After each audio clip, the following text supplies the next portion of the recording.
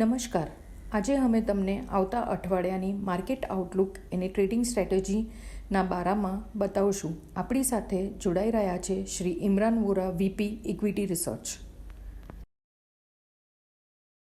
નમસ્કાર મિત્રો, આ અઠવાડિયામાં આપણે જોયું કે માર્કેટ 14,529ના લેવલ પર ક્રોસ થયું છે અને વીકલી લોસ ઓલમોસ્ટ 453 પોઈન્ટ્સનો છે, યા તો પર્સન્ટેજ ટર્મ્સમાં વાત કરીએ તો -3.02%ના નેગેટિવ ઝોનની અંદર ક્લોઝ થયું છે. આ સપ્તાહની ખાસ બાબતો જે ધ્યાન દોરી રહી છે, તો પ્રથમ કે નિફ્ટી આ અઠવાડિયા દરમિયાન એક નવો ઓલ ટાઈમ હાઈ એસ્ટાબ્લિશ કરવામાં નિષ્ફળ સેલિંગ પ્રેશર માર્કેટે ફેસ કર્યું છે અને માર્કેટે lower top lower bottom pattern બનાવી છે અને 3 વીકના અથવા તો 3 અઠવાડિયાના લો પાસે માર્કેટે ક્લોઝ આપ્યો છે, જે સૂચિત કરે છે કે એટલીસ્ટ નિયર શોર્ટ ટર્મની અંદર, શોર્ટ ટુ મીડિયમ ટર્મની અંદર માર્કેટમાં એક બેરિશ અંડરટોન છે. મોમેન્ટમ ઇન્ડિકેટર્સની વાત કરીએ તો ડેલી મોમેન્ટમ ઇન્ડિકેટર્સે 50નું ક્રુશિયલ લેવલ માર્ક નીચેની તરફમાં તોડ્યું છે, જે તે ઇન્ડિકેટ કરે છે કે શોર્ટ ટર્મની અંદર માર્કેટમાં વીકનેસ હજુ પણ રહી શકે છે.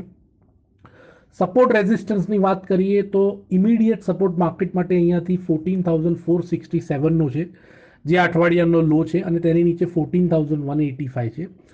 હાયર સાઇડ પર મેજર સપ્લાય ઝોન 15,065 છે, જે ગેપ એરિયા છે, અને તેની ઉપર 15,431 છે, જે ઓલ ટાઈમ હાઈ છે.